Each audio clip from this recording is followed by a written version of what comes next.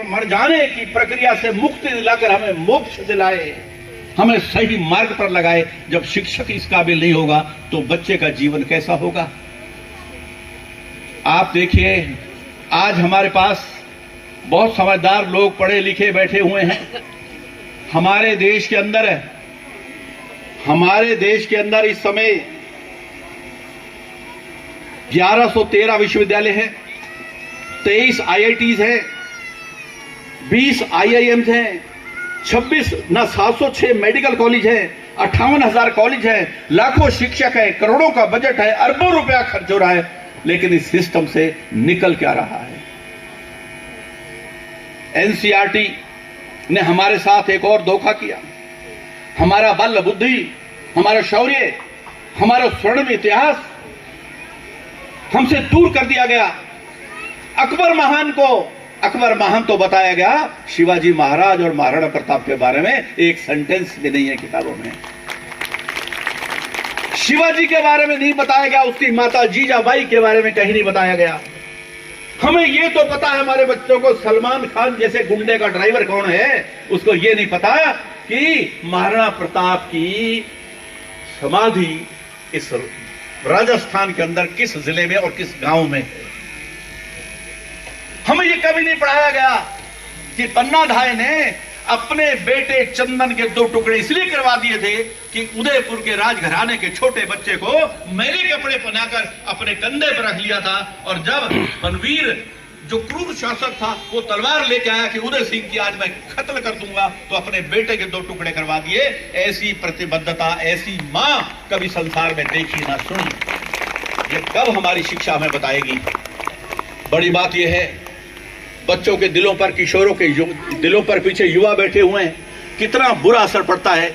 आपके जितने बीएड किए हुए टीचर बैठे हैं, आपको पता है ना बीएड कैसे होती है?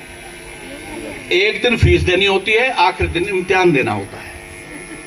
नकली बीएड। जब टीचर पढ़ेगा ही नहीं अंदर जाके, तो आगे जाके क्या पढ़ाएगा? इस देश के अंदर एग्जाम व्यवस्था लचर है। पिछले 5 सालों में 19 राज्यों में नौकरियों के 74 पेपर लीक हो गए। हरियाणा में भी कई हुए। शिक्षक भर्ती घोटाला में अच्छे को जेल हुई। इन बच्चों के मन पर कितना बुरा असर पड़ता है कि हम इतनी मेहनत कर रहे हैं, 2-2 बजे तक पढ़ते हैं, पैसा लगाते हैं, लेकिन ये नौकरियां तो ऊपर ही खत्म हो जाती हैं। तो इसलिए ये बहुत जरूरी है कि आप समझिए कि जब बच्चा नीट का एग्जाम देता है, national eligibility cum entrance test NEET, उसके लिए मेडिकल के दाखिला होता है। नीट में दाखिल होने वाले बच्चे 12वीं के बाद देश के सर्वश्रेष्ठ बच्चे होते हैं। कोई 95%, कोई 98%, कोई 100% के बच्चे भी होते हैं, लेकिन नीट पास करना संसार के सबसे कैड एग्जामों में से होता है। जब कलकत्ता की एक प्रशिक्षु डॉक्टर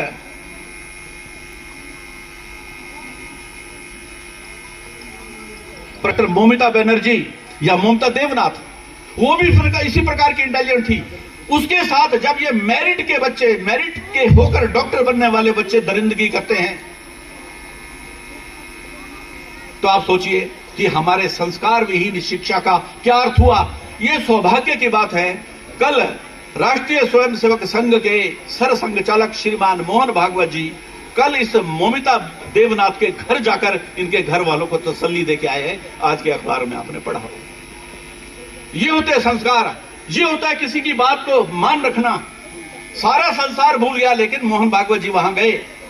और बड़ी बात यह है कि जब ममिता देवनाथ आखिरी सांस ले रही थी, तो उस समय लैब अटेंडेंट ने कहा, उसकी मम्मी ने पूछा कि वो क्या बोल रही थी।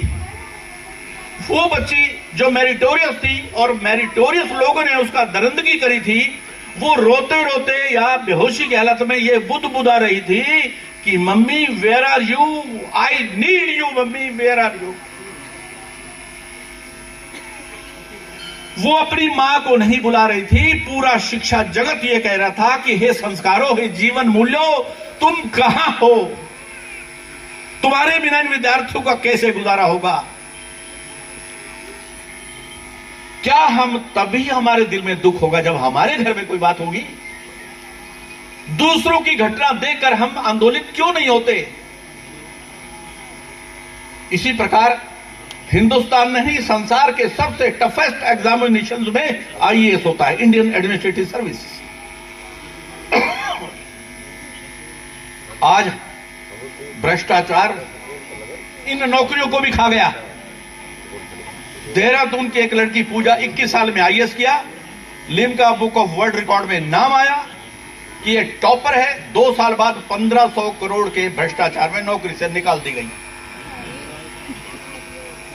हमें समाज को पता होना चाहिए कि 10 और 15 साल की नौकरी किया हुआ बड़ा अधिकारी का एसेट्स कितने हैं, ये पता होना चाहिए।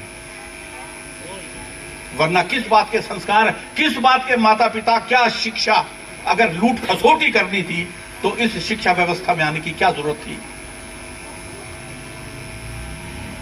यदि किसी स्कूल में आपने पढ़ा होगा, मैं लंबी बात नहीं करता, किसी स्कूल के उस कमरे में जहां वो बच्चा पढ़ता था, उसी गटर में उस बच्चे का शव हो, और एक बच्चा हमारा अतुल सुभाष बहुत बड़ा इंजीनियर था, दहेज की झूठे केसेस में 26-26 बार कोर्ट में जाने वाला अगर मौत को गले लगाता है, तो हमें सोचना चाहिए कि दवाइयां नसों में जहर घोल रही हैं, फल भी जीवन को बीमार कर रहे हैं। इसका कुछ ना कुछ इलाज होना चाहिए।